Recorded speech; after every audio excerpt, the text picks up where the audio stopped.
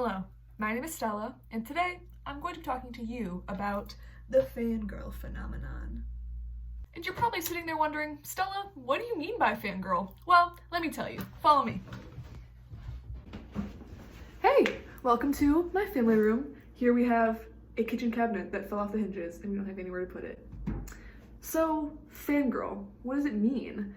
The term is thrown around frivolously in our modern day society, and it's unsure whether to know if it's a good thing, if we're meant to be ashamed of it, or what. And a lot of it's kind of up to interpretation. It seems that the term fangirl started with boy bands. So, let's go talk about boy bands.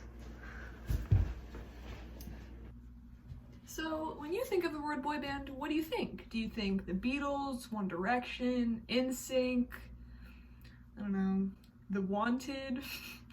There are an insurmountable amount of boy bands if we're talking from the 60s up until today.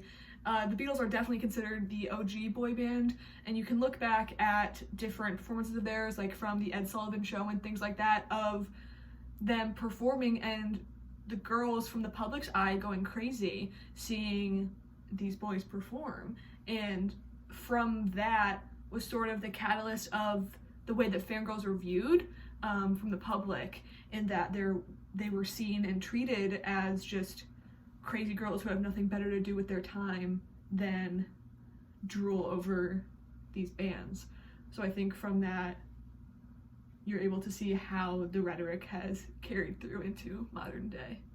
I'm going to talk to you about how this idea fits into the books that we've read this semester. So particularly I find this idea is very easily comparable to the fever and the ways that the illness spread throughout the school with all these girls without any real cause.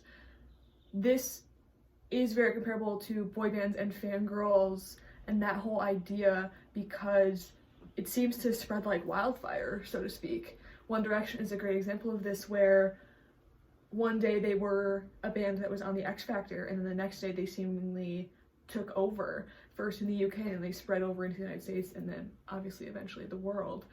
And it shows how many girls who are huge fans are treated as if they are just letting their hormones get a hold of them. They're just being crazy girls who are so or they're going through puberty and they think that these boys are so cute, blah, blah, blah, stuff like that. And that's not what it is. Although there are, of course, I think Harry Styles is cute, there's no denying that, but the main push and the reason why people are fans of these people is because of what they do, whether that be the music that they make, or the content they produce, or just the way that they carry themselves. Because no one would want to be a fan of a group of guys who are just a bunch of jerks, because why would you idolize some jerks? So I think because these boys are being pushed up as being like good people, even if they are simply doing the bare minimum, it is gravitating, and that's what makes the fan culture grow so quickly, and which is what also makes it, from the outside perspective, seem so crazy, because it happens so fast and it seems like it happens all at once. So on my computer I have the Urban Dictionary definition of fangirl. So it says, fangirls are young fanatical females who suffer an absurd affinity for a randomly chosen object of obsession and base their life/daily schedule around it. So that definition makes the fangirls sound like they're insane and they can't think about anything else except for this one thing. And I'm sure there are fans who are like that, but for the vast majority, at least in my personal experience, of fan culture and like fangirls, it's simply not the case. And I think that definition, I don't doubt that it was probably made by someone who's not a fangirl, maybe even a man, we don't know, but the rhetoric around fangirls shows the ways in which these girls are treated as contagions, that they should be contained, because people don't know how to react to people being so into something. But in the same regard, boys can be super into a video game and play it all day and all night, and it's just like, oh, that's their hobby. So I think that there's a lot of hypocrisy in fan culture and how fangirls are treated because they're girls. And obviously, teenage girls can't like anything. We all know that. So additionally, a lot of things about fangirls go unchecked and uncredited from the standpoint of good things that fangirls do. So I'm always going to give One Direction examples because I'm a Directioner at my heart, at my core. But they were on the UK X Factor and they placed third.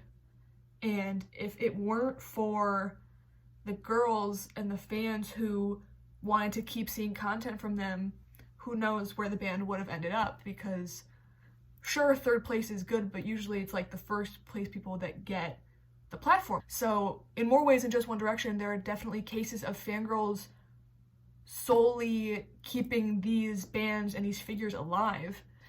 And I think if it weren't for girls who were willing to put in a lot of hours into these bands, then they wouldn't have the success stories that they have, because where would they be? So in total, we can see that fangirls should not be ostracized and treated as if they need to be contained, because they don't. So next time you see a new band, a new whatever that you love, full send. Be a fan, do whatever you think will make you feel most satisfied with the group, make you feel like you are being a good fan, whatever that means to you, and don't let what people tell you about it influence you, because girls are allowed to like stuff, and they're allowed to like stuff a lot, because that's what humans do. So yeah, I hope you enjoyed my video, and I hope you learned something.